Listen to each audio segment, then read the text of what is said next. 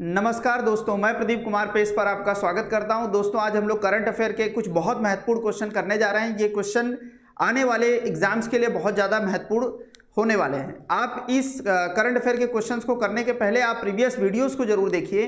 जो previous 6 video हैं उसमें मैंने करंट अफेयर को एक ब्रॉड लेवल पर बहुत ही इंपॉर्टेंट टॉपिक्स उसमें डिटेल में कवर किया है।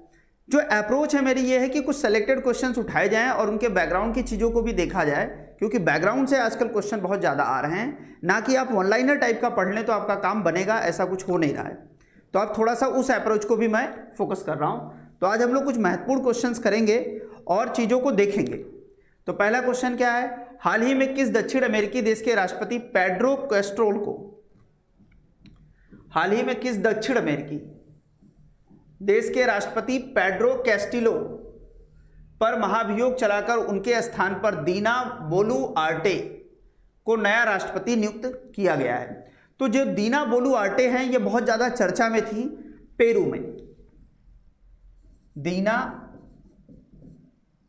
बोलुआर्टे ये बहुत ज्यादा पेरू में चर्चा में थी, क्योंकि इन्होंने किसको रिप्लेस किया था, पेड्रो कैस्ट्रोल को। इनके ऊपर महाभियोग चला था, इंपीचमेंट चला था, इनके ऊपर भ्रष्टाचार का आरोप था, मनी लॉन्ड्रिंग का आरोप था, कई प्रकार के आरोप ये झेल रहे थे। तो दीना बोलुआर्टे ने इनको हटाकर नई राष्ट्रपति बनी है। तो ये कहां की बनी है, पेरू की बनी है। ये कहां की बनी है, पेरू की। ये नई राष्ट्रपति कहां की बनी है, पेरू की। अब इससे भी ज्यादा जो महत्वपूर्ण क्वेश्चन होने जा रहा है कि, तो आप ये तो याद रखिए, दीना बोलुआर्टे कहां की राष्ट्रपति बनी है, पेरू की। पहली महिला राष्ट्रपति हैं ये, पेरू की पहली महिला राष्ट्रपति। इसको नोट कर लीजिए, बहुत इंपॉर्टेंट है। पेरू की पहली महिला राष्ट्रपति, पेरू की पहली महिला राष्ट्रपति। तो यहां पर हमने कितने फैक्ट पढ़ा।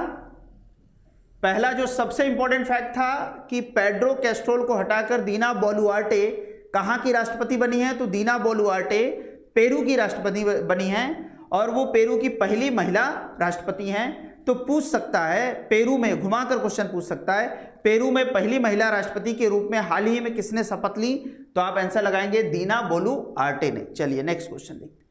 हाल ही में किस समूह के शिखर सम्मेलन में आने वाले वैश्विक महामारी, जैसे कोरोना आया था, और ऐसा तो है नहीं कि कोरोना के बाद कोई वैश्विक महामारी और आने वाले दिनों में नहीं आएगी, बिल्कुल आएगी, से निपटने के लिए 1.4 बिलियन डॉलर के एक फंड की स्थापना की है। तो ये पूछ रहा है ये फंड किसने बनाया है, तो इसका आंसर क्या है, ये फंड G20 देशों के समूह ने बनाया है। G20 देशों के समूह ने कितने डॉलर का फंड बनाया है, ये क्वेश्चन घुमाकर पूछ सकता है। 1.4 बिलियन डॉलर। एक ही क्वेश्चन में कई क्वेश्चन होते हैं। जैसे क्वेश्चन पूछ देगा जो वैश्विक महामारी है उसको रोकने के लिए G20 ने कितने बिलियन डॉलर का फंड बनाया, तो क्वेश्चन 1.4 बिलियन डॉलर। यहां पर क्वेश्चन मैंने कैसे पूछा है, 1.4 बिलियन डॉलर का फंड आने वाली वैश्विक महामारी को रोकने के लिए किसने बनाया, तो G20 ने उसको बनाया है। ये बात आपको याद रखनी है। और G20 की अध्यक्षता कौन कर रहा है इस साल, भारत। ये याद रखिएगा, भारत के नई दिल्ली में G20 का सम्मेलन होगा। तो ये पॉइंट बहुत ही इंपॉर्टेंट है। G20 पर एक डिटेल वीडियो भी मैंने बनाया है, डिटेल क्लास भी ली है, उसको आप देखिएगा। G20 इस बार आपको परीक्षा में जरूर दिखेगा। चलिए देखते हैं अगला क्वेश्चन। हाल ही में किस देश के संसद ने भारत के साथ मुक्त व्यापार समझौते को स्वीकृति दी है। फ्री ट्रेड एग्रीमेंट क्या होता है, free trade agreement. Free trade agreement दो देशों के बीच क्यों होता है मुक्त व्यापार समझौता, ताकि दो देशों के बीच व्यापार को बढ़ाया जा सके, वस्तुओं एवं सेवाओं के निर्यात को बढ़ाया जा सके। जितना ज़्यादा व्यापार होगा उतना ज़्यादा रिलेशन हमारे प्रगाढ़ होंगे। तो भारत ने भी हाल ही में एक ऑस्ट्रेलिया के साथ मुक्त व्यापार समझौता किया है। तो इंडिया ऑस्ट्रेलिया के बीच मुक्त व्यापार समझौता हुआ है। अब यहाँ पे कंफ्यूजन क्या हो सकता है, न्यूजीलैंड। आप समझिए न्यूजीलैंड के साथ वैसे भी हम बहुत ज़्यादा फोकस में नहीं, क्योंकि ऑस्ट्रेलिया के साथ ज़्यादा डाइवर्सिफाइड ट्रेड है, ज़्यादा विविधतापूर्ण व्यापार है, इसलिए इसका आंसर क्या होगा, ऑस्ट्रेलिया होगा। पूर्वी तिमोर की तो कोई बात ही नहीं है, पापुआ न्यू गिनी को आप एलिमिनेट कर सकते हैं। तो ऑस्ट्रेलिया और न्यूजीलैंड में दो ऑप्शन में कोई एक था, तो आप कॉमन सेंस से भी मार सकते हैं कि इसमें आंसर क्या होगा, ऑस्ट्रेलिया। हाल ही में भारत ने किसके साथ मुक्त व्यापार समझौता संपन्न किया है, ऑस्ट्रेलिया के साथ। चलिए next question. Rishi Sunak Britain के किस नंबर के प्रधानमंत्री बने हैं। अभी ऋषि सुनक ये नाम बहुत ज्यादा चर्चा में है, क्यों चर्चा में है? क्योंकि एक भारतीय मूल का व्यक्ति ब्रिटेन का प्रधानमंत्री बना है, उसी ब्रिटेन का जिसके हम कभी गुलाम हुआ करते थे, हमारे ऊपर औपनिवेशिक शासन था। तो ऋषि सुनक, पहले तो मैं आंसर बता दूं, 57 है, रट लीजिए, वेरी वेरी इंपॉर्टेंट है ये क्वेश्चन इस बार आ सकता है। ऋषि सुनक ब्रिटेन के कितवें नंबर के प्रधानमंत्री बने हैं? 57वें नंबर के, 57th, ये आप रट लीजिए। अब ऋषि सुनक के बारे में कुछ चीजें आपको पता होना चाहिए, क्योंकि उनसे संबंधित क्वेश्चन बन सकते हैं। तो ये एक ब्रेक्सिट हुआ था, ब्रेक्सिट, क्या हुआ था? ब्रेक्सिट। ये जो ब्रेक्सिट है ये कब हुआ था? 31 जनवरी 2020 को। ये डेट याद कर लीजिए, ये डेट अब ज्यादा महत्वपूर्ण हो जाती है क्योंकि ऋषि सुनक ब्रिटेन के प्रधानमंत्री बने हैं। और ये जो ब्रेक्सिट है ये क्या है? ब्रिटेन यूरोपीय यूनियन से निकल गया। तो क्वेश्चन पूछ सकता है कि ब्रिटेन यूरोपीय यूनियन से कब निकला? 31 जनवरी 2020 को। और इसके लिए जो लीडरशिप किया था, जो नेता सबसे आगे था कि यूरोपीय यूनियन से ब्रिटेन को निकल जाना चाहिए, उसमें ऋषि सुनक का नाम सबसे ज्यादा टॉप पे था। Rishi Sunak chancellor of exchequer भी थे ब्रिटेन में। बोरिस जॉनसन की जो गवर्नमेंट थी इसके पहले वाली, उसमें वो कैबिनेट मंत्री थे। एक क्वेश्चन और बन सकता है कि ऋषि सुनक ने किसको हटाया? लिज ट्रस को। किसको हटाया? लिज ट्रस को। लिज ट्रस को हटाकर ब्रिटेन के वो प्रधानमंत्री बने। ठीक, तो यहां पर कितने क्वेश्चन बनेंगे? पहला, ब्रिटेन के ऋषि सुनक किस नंबर के प्रधानमंत्री हैं? 57 नंबर के। किसको उन्होंने हराया है? लिज ट्रस को। लिज ट्रस महिला प्रधानमंत्री थी। तो लिज ट्रस के बारे में एक दो बातें और आप देख लीजिए। लिज ट्रस, इन्हीं को हराया था ऋषि सुनक ने। ये ब्रिटेन की दूसरी महिला प्रधानमंत्री थी, ब्रिटेन की दूसरी महिला प्रधानमंत्री। ये भी रट लीजिए, दूसरी महिला प्रधानमंत्री, महिला प्रधानमंत्री, ये आपको भूलना नहीं चाहिए। इसका मतलब ब्रिटेन की पहली महिला प्रधानमंत्री कौन थी? Margaret Thatcher. ये दो नाम आप याद रखिएगा, Margaret Thatcher. Margaret Thatcher Britain की पहली महिला, फर्स्ट महिला प्रधानमंत्री यही हैं। और सेकंड थी लिज ट्रस। और लिज ट्रस को हराकर, लिज ट्रस को हराया ऋषि सुनक ने और वो ब्रिटेन के प्रधानमंत्री बने। ऋषि सुनक किस पार्टी से आते हैं? पार्टी भी बहुत इंपॉर्टेंट है, पार्टी है कंजर्वेटिव पार्टी। किस पार्टी से आते हैं? Conservative party. ये भी आप याद रखिएगा। इतनी चीजें ऋषि सुनक के बारे में आपको जाननी है। ऋषि सुनक ब्रिटेन के 57वें प्रधानमंत्री हैं। उन्होंने लिज ट्रस को हराया और वो ब्रिटेन के प्रधानमंत्री बने। लिज ट्रस ब्रिटेन की दूसरी महिला प्रधानमंत्री हैं। और जो ऋषि सुनक जाने जाते हैं वो ब्रेक्सिट के लिए जाने जाते हैं कि ब्रिटेन यूरोपीय यूनियन से अलग हुआ। कब अलग हुआ? 31 जनवरी 2020 को ब्रिटेन यूरोपीय यूनियन से अलग हुआ। कोरोना के समय इन्होंने बहुत जबरदस्त हैंडलिंग किया था, कैबिनेट मंत्री थे। और उसके बाद जो आर्थिक सुधार हुए ब्रिटेन में, क्योंकि रोजगार नहीं था उस समय, बेरोजगारी बढ़ रही थी, कंपनी बंद हो रहे थे, तो इन्होंने बहुत अच्छे सुधार वहां पर लागू किया था। तो ये चीजें भी आपको इनके बारे में याद रखना है, इसलिए ब्रिटेन में ये पॉपुलर हुए और प्रधानमंत्री बनने में सफल हो पाए। चलिए अगला, हाल ही में इंटरनेशनल सोलर अलायंस फ्रेमवर्क पर हस्ताक्षर किस देश ने किया? International solar alliance framework, international solar alliance framework पर हस्ताक्षर किस देश ने किया? तो इसका आंसर है साइप्रस। बताइए, तो वन लाइनर हो गया, थोड़ा सा आपको इंटरनेशनल सोलर अलायंस के बारे में जानना पड़ेगा। हाल ही फिलहाल में किसने हस्ताक्षर किया? साइप्रस ने इंटरनेशनल सोलर अलायंस पर हस्ताक्षर किया है। आइए देखते हैं इंटरनेशनल सोलर अलायंस के बारे में कुछ महत्वपूर्ण बातें। कुछ याद आ रहा है? इंटरनेशनल सोलर अलायंस जब नरेंद्र मोदी प्रधानमंत्री बने थे, अगले साल ही एक गठबंधन हुआ था।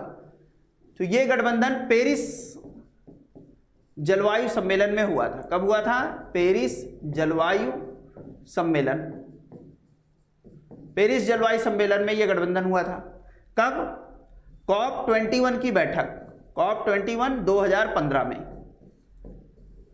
COP21 2015 में क्लाइमेट की जो बैठक हुई थी उसको COP21 कहा जाता है। उस बैठक में दो देश थे। कितने देश थे? दो देश थे। पहला कौन था? पहला फ्रांस और दूसरा भारत। फ्रांस और भारत ने मिलकर पेरिस जलवायु सम्मेलन की मीटिंग में COP21 में एक नया संगठन बनाया जिसका नाम है अंतर्राष्ट्रीय सौर ऊर्जा गठबंधन। अंतर्राष्ट्रीय सौर ऊर्जा गठबंधन, सौर ऊर्जा गठबंधन, सौर ऊर्जा गठबंधन। ठीक, अंतर्राष्ट्रीय सौर ऊर्जा गठबंधन। और इसका मुख्यालय कहां पर बनाया, मुख्यालय भी पूछ सकता है। इसका मुख्यालय बनाया भारत के गुरुग्राम में, भारत के गुरुग्राम में इसका मुख्यालय बना है। तो एक बात याद रखना है, अंतर्राष्ट्रीय जलवायु, ये जो इंटरनेशनल सोलर अलायंस, अंतर्राष्ट्रीय सौर ऊर्जा का गठबंधन 2015 में बना। ये डेट याद करिए, बहुत बार ये परीक्षा में आया है। किस बैठक में, COP21 में। कहां हुआ था, पेरिस में। तीनों क्वेश्चन आए हुए हैं। COP21 2015 पेरिस बैठक में दो देश, ये भी क्वेश्चन आया, फ्रांस और भारत ने मिलकर अंतर्राष्ट्रीय सौर ऊर्जा गठबंधन बनाया और इसका मुख्यालय कहां पर स्थापित किया गया, गुरुग्राम में। अगला क्वेश्चन जो इंपॉर्टेंट है, इंटरनेशनल सोलर अलायंस के बारे में। इंटरनेशनल सोलर अलायंस जो है, भारत इसका एक सक्रिय सदस्य है, भारत इसका संस्थापक सदस्य भी है। और भारत ने एक नेट जीरो का टारगेट दिया है। क्या दिया है, नेट जीरो का टारगेट। उसके पहले हम उसको देखने से पहले, भारत ने एक टारगेट दिया है 175 गीगावाट। रट लीजिए, बहुत इंपॉर्टेंट है, बहुत बार क्वेश्चन आया हुआ है ये। 175 गीगावाट भारत कह रहा है कि हम नवीकरणीय ऊर्जा से बनाएंगे। नवीकरणीय ऊर्जा, नवीकरणीय ऊर्जा, नवीकरणीय ऊर्जा। ठीक, तो अंतर्राष्ट्रीय सौर गठबंधन में भारत ने कमिटमेंट किया है कि नवीकरणीय ऊर्जा, रिन्यूएबल एनर्जी, सौर ऊर्जा, पवन ऊर्जा, अन्य ऊर्जा से हम लोग कितना गीगावाट बनाएंगे, 175 गीगावाट का हम लोग उत्पादन करेंगे। ये बात आपको याद रखनी। अगला जो इंपॉर्टेंट पॉइंट है इंटरनेशनल सोलर अलायंस के बारे में, इंटरनेशनल सोलर अलायंस से एक संगठन जुड़ा है, ICAO। अभी हाल फिलहाल में एक संगठन इससे जुड़ा है, वेरी वेरी इंपॉर्टेंट, इसको आप रट लीजिए, ICAO, अंतर्राष्ट्रीय नागरिक उड्डयन केंद्र।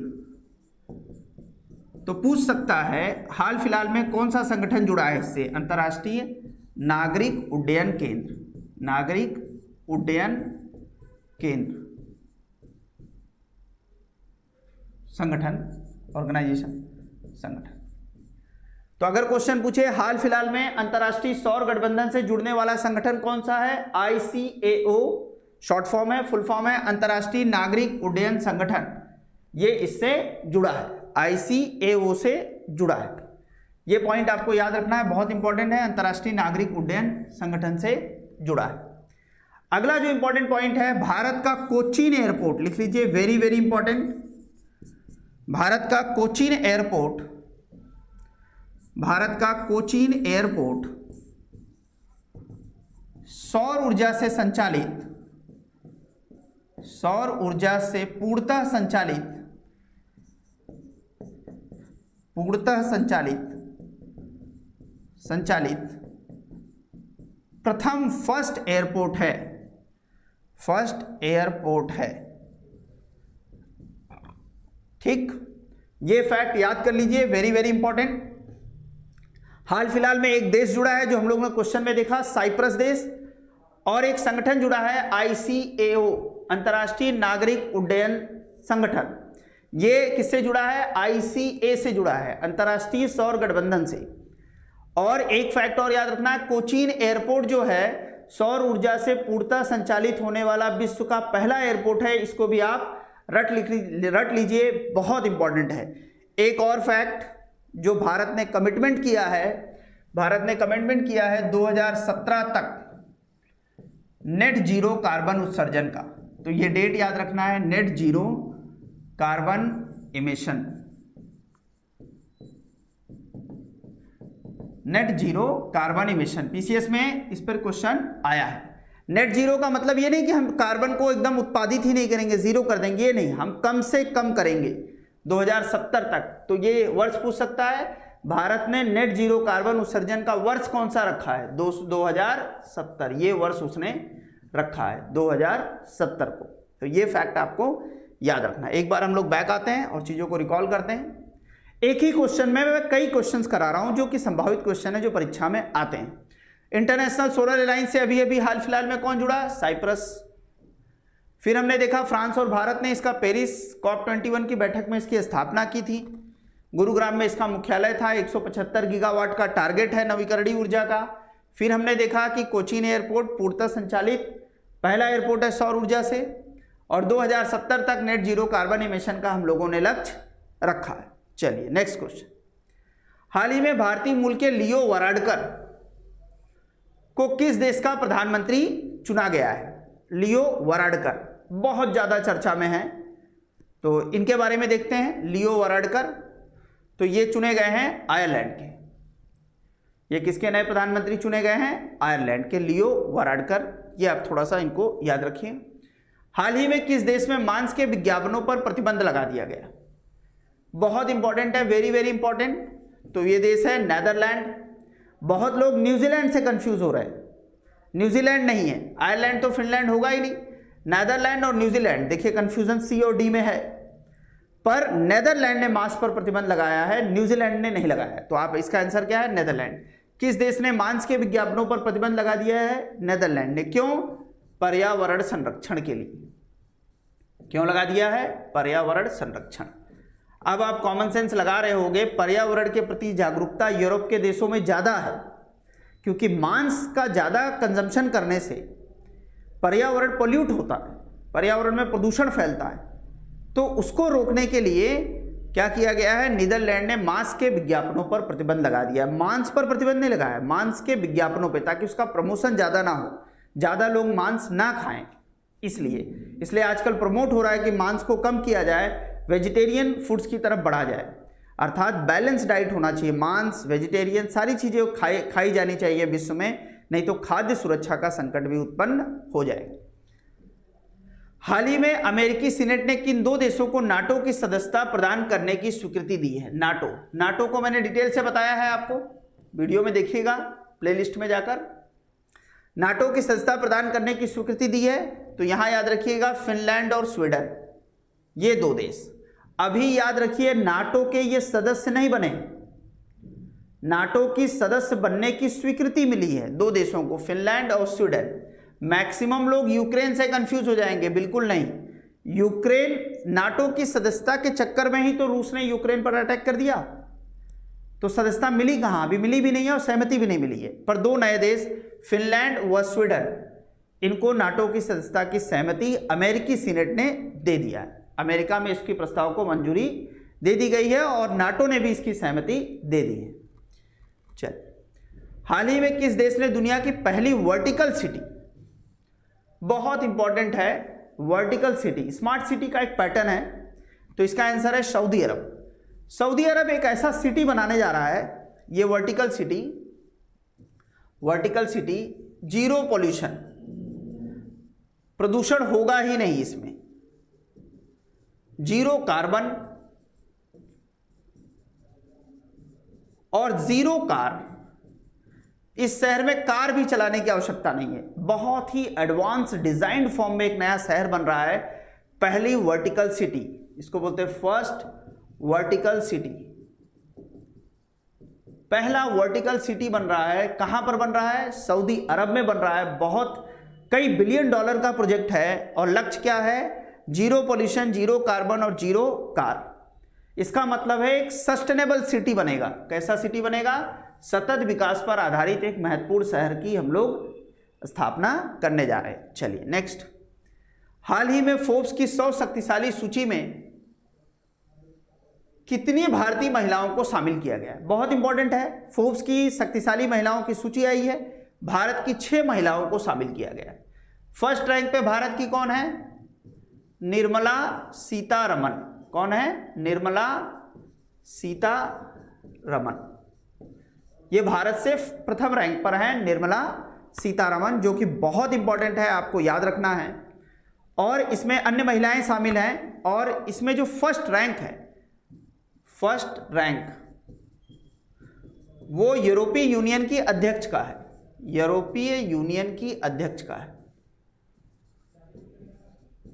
यूनियन अध्यक्ष का है। और यूरोपीय यूनियन के अध्यक्ष कौन है? Ursula der Leyen. कौन है? उर्सुला डी लोवेन, तो वो आप याद रखिएगा। तो फर्स्ट रैंक किसका है? यूरोपीय आयोग, यूरोपीय यूनियन के जो यूरोपियन कमीशन है, आयोग की अध्यक्ष उर्सुला, क्या नाम है इनका? शॉर्ट में ही नाम याद रखिए, उर्सुला डे लेयन, इनको फर्स्ट रैंक दिया गया है। सबसे शक्तिशाली महिला यही हैं। पहले एक महिला हुआ करती थी जर्मनी की राष्ट्रपति अंजेला मर्केल, वो हट गई हैं, अब उसको दिमाग से निकाल देना है। नई महिला कौन है शक्तिशाली है सबसे? यूरोपीय यूनियन की अध्यक्ष उर्सुला डी लोवेन, ये फर्स्ट रैंक पर हैं, सबसे शक्तिशाली महिलाएं। भारत से कौन है सबसे शक्तिशाली? निर्मला सीतारमण, भारत की वित्त मंत्री। एक और नया नाम जुड़ा है फाल्गुनी नायर का। नायका एक फैशन की कंपनी है, नायका, इससे संबंधित है फाल्गुनी नायर। इनको भी 100 शक्तिशाली महिलाओं की भारतीय सूची में शामिल किया गया है। तो ये नाम आप याद रखिएगा, नायका की फाल्गुनी नायर का नाम। ठीक, तो प्रथम स्थान पर कौन है? निर्मला सीतारमण, और फर्स्ट रैंक किसका है? यूरोपीय यूनियन की अध्यक्ष उर्सुला डी लेयन का। ठीक, चलिए नेक्स्ट क्वेश्चन। और कितनी महिलाओं को इस बार शामिल किया गया है? 6 महिलाओं को, ये याद रखिएगा। अगला क्वेश्चन है वैश्विक भुखमरी सूचकांक। वैश्विक भुखमरी सूचकांक की नवीनतम रैंकिंग में भारत की रैंकिंग में कितने अंकों की गिरावट देखी गई? तो आप देखिए, पहले भारत की रैंकिंग थी 101, अब हो गई 107। 2021 में रैंकिंग क्या थी? 101। 2022 में रैंकिंग हो गई 107, तो गिरावट कितने अंकों की आई? 6। तो आंसर तो आप यहाँ मार देंगे, 6 अंकों की गिरावट आई। बट कुछ क्वेश्चंस और यहाँ पर बनेंगे जो आपको देखना और समझना जरूरी है। आइए उसको देखते हैं हम लोग। पहला क्वेश्चन, भारत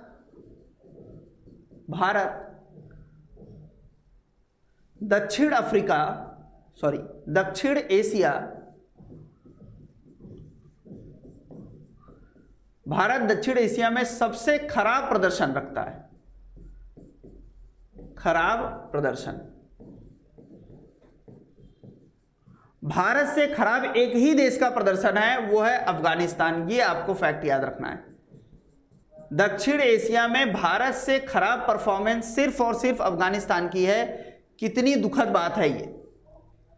अफगानिस्तान एकमात्र देश है जो भारत से ज्यादा भुखमरी की स्थिति में है। तो सबसे ज्यादा खराब देश कौन है? अफगानिस्तान। और सेकंड नंबर पे कौन है दक्षिण एशिया में? भारत। घुमाकर क्वेश्चन पूछेगा तो क्या पूछेगा? भारत जो है वो दक्षिण एशिया में जो भुखमरी सूचकांक है, भारत से सिर्फ खराब एक ही देश है, अफगानिस्तान। इसका मतलब भारत के सभी पड़ोसी देश भारत से अच्छी स्थिति में है। इसको नोट कर लीजिए, चाहे पाकिस्तान हो, चाहे श्रीलंका हो, चाहे मालदीव हो, चाहे नेपाल हो, चाहे भूटान हो, चाहे बांग्लादेश हो, जितने पड़ोसी देश हैं सब अच्छी कंडीशन में है भारत से। चीन भी भारत से अच्छी कंडीशन में है, पर अफगानिस्तान एकमात्र देश है जो भारत से खराब स्थिति में आप देख सकते हैं। तो ये फैक्ट याद रखिएगा, 6 अंकों की गिरावट हुई है, ये फैक्ट आपको याद रखना है। और ये वैश्विक भुखमरी सूचकांक 4 इंडिकेटर्स पर आधारित होता है। कितने इंडिकेटर्स पर आधारित होता है? 4 इंडिकेटर्स। कितने इंडिकेटर्स पर आधारित होता है? 4। पहला अल्प पोषण, दूसरा चाइल्ड स्टंटिंग, चाइल्ड वेस्टिंग और अंडर नरिशमेंट। ये 4 कैटेगरी है। तो 4 इंडिकेटर आप याद रखिएगा, 4 संकेतों पे वैश्विक भुखमरी सूचकांक की रैंकिंग दी जाती है। 6 अंकों की गिरावट आई है, 101 था, गिरकर 107 2022 में हो गया। ये बात आप याद रखना है। भारत से खराब स्थिति सिर्फ और सिर्फ अफगानिस्तान की है। एक फैक्ट और हम लोग पढ़ेंगे जो कि बहुत इंपॉर्टेंट है। इसका जो मेजरमेंट किया जाता है वो 0 से 100 के बीच किया जाता है। जिसको 0 इंडिकेटर में 0 रहेगा वो सबसे अच्छा देश है, सबसे अच्छा देश। ये क्वेश्चन आया होगा। इसका मतलब सबसे कम भुखमरी, सबसे कम भुखमरी। और अगर 100 होगा तो सर्वाधिक भुखमरी, सर्वाधिक भुखमरी। ये क्वेश्चन आया हुआ है। इसका मतलब है जो भुखमरी का मेजरमेंट हो रहा है वो 0 से 100 के स्केल पे हो रहा है। किस स्केल पे हो रहा है? 0 से 100 के स्केल पे हो रहा है। और जो सबसे अच्छा देश है उसका होगा 0। इसका मतलब है जो 0 के जितना करीब होगा, जो देश 0 के जितना करीब होगा उस देश में उतनी कम भुखमरी होगी। जो देश 0 से जितना दूर होगा, 100 के जितना करीब होगा, उस देश में उतनी ज़्यादा भुखमरी होगी। तो ये पॉइंट आपको क्लियर हो गया, ये पॉइंट क्लियर रखिए।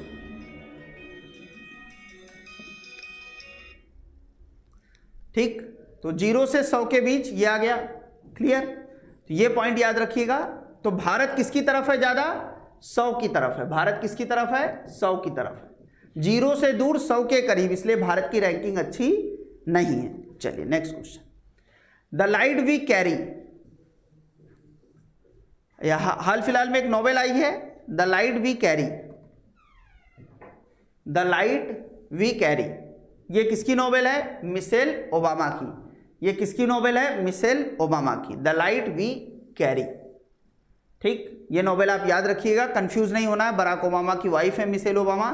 तो मैक्सिमम लोग नहीं जान रहे होंगे तो पुतिन जेलेंस्की मार देंगे, नहीं, आप इसको जानिए। इस साल की बहुत इंपॉर्टेंट पुस्तक है द लाइट वी कैरी।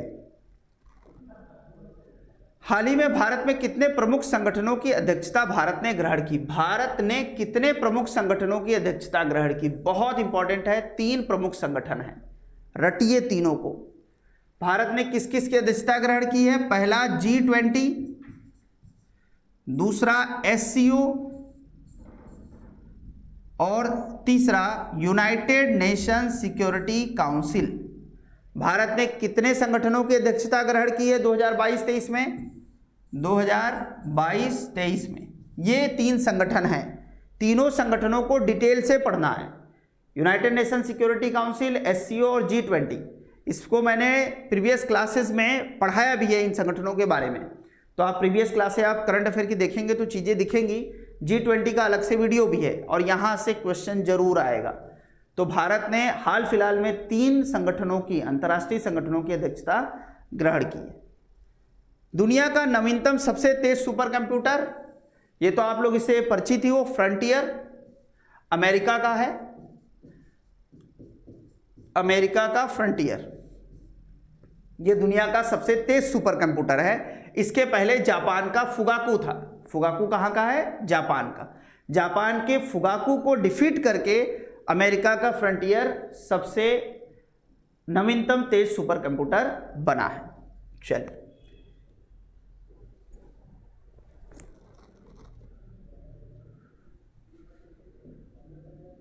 जलवायु परिवर्तन प्रदर्शन सूचकांक में अंतिम स्थान है। देखिए क्वेश्चन घुमा दिया। जलवायु परिवर्तन प्रदर्शन सूचकांक, क्लाइमेट परसेप्शन इंडेक्स, जलवायु परिवर्तन प्रदर्शन सूचकांक में अंतिम स्थान पर है।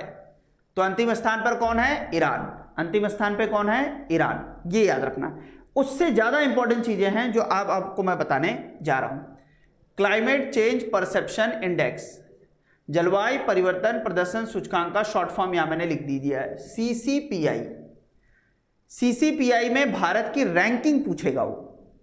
रैंकिंग आप याद रखिए, 10 से 8 हो गया, इसका मतलब 2 अंकों का सुधार, 2 अंकों का सुधार।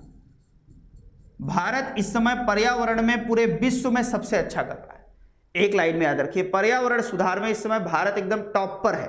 चीन, अमेरिका उसके दूर दूर उसके आसपास नहीं भटक पा रहे हैं। तो भारत ने 2 अंकों का सुधार किया। 2022 में उसकी रैंक 10 थी, 2023 में उसकी रैंक 8 हो गई। तो भारत ने क्लाइमेट चेंज परसेप्शन इंडेक्स, जलवायु परिवर्तन प्रदर्शन सूचकांक में 2 अंकों का सुधार किया है। ये फैक्ट आप रट लीजिए, 10 से 8 हो गया। अगला क्वेश्चन, फर्स्ट रैंक किसकी है? इस इंडेक्स में फर्स्ट रैंक है डेनमार्क की। डेनमार्क, वास्तव में डेनमार्क की फर्स्ट रैंक नहीं है, 4th रैंक है, क्योंकि फर्स्ट रैंक उन्होंने किसी को दिया ही नहीं, सेकेंड रैंक भी किसी को नहीं दिया, 3rd रैंक भी किसी को नहीं दिया, 4th रैंक ही डेनमार्क को दिया है। इसका मतलब डेनमार्क फर्स्ट रैंक है बट ऑफिशियली उसे 4th रैंक दिया है। इसका मतलब उनके जो मानक थे उसमें 1st, 2nd, 3rd रैंक वाले कोई भी देश शामिल नहीं हो पाया। डेनमार्क 4थे नंबर के साथ प्रथम स्थान पर है। भारत की रैंकिंग कितनी है? 8। ये पॉइंट आपको याद रखना है। चाइना और अमेरिका की रैंकिंग बहुत पीछे है। चाइना और अमेरिका तो ये हमसे दूर दूर तक हमारे करीब नहीं है। इसका मतलब है चाइना और अमेरिका जो विश्व के दो बड़े शक्तिशाली देश हैं, ये देश जो हैं जलवायु परिवर्तन, पर्यावरण संकट से निपटने में इनका योगदान बहुत कमजोर है और भारत का योगदान बहुत अच्छा है। तो याद रखना है, ईरान सबसे अंतिम स्थान पर है, डेनमार्क पहले स्थान पर है, भारत की रैंकिंग 8 है। ये चीजें आपको याद रखनी है। चलिए नेक्स्ट क्वेश्चन, बेंजामिन नेतन्याहू कितनी बार इजराइल के प्रधानमंत्री बन चुके हैं? ये नाम भी बहुत ज्यादा चर्चा में है। बेंजामिन नेतन्याहू दक्षिणपंथी इजराइल के प्रमुख नेता हैं और ये 6ठी बार, याद रखिएगा, इजराइल के प्रधानमंत्री बनने जा रहे हैं। ये 6ठी बार होगा जब वो इजराइल के प्रधानमंत्री बनेंगे। इसी के साथ लगभग हमने सारे क्वेश्चंस आज कवर कर लिए। एक बार रिवीजन करते हैं, फिर इस क्लास को क्लोज करते हैं।